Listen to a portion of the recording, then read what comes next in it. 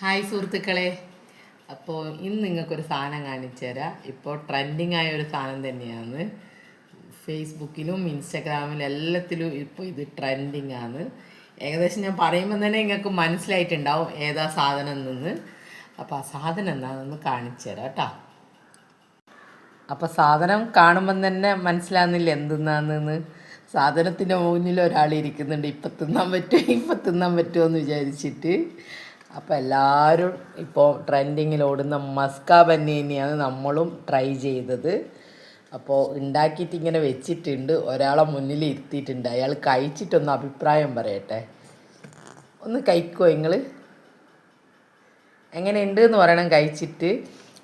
ഇറാനി ചായ ഒന്നല്ല, സാദാ ചായയാണ്. എങ്ങനെയുണ്ട്? സൂപ്പറാ? ടേസ്റ്റ് ഉണ്ടാ?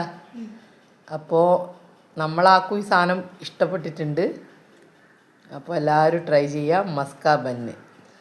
മസ്ക ബന്നും ഇറാനി ചായയാണ്. പക്ഷേ നമുക്ക് ഇറാനി ചായ ഒന്നും പറ്റൂല.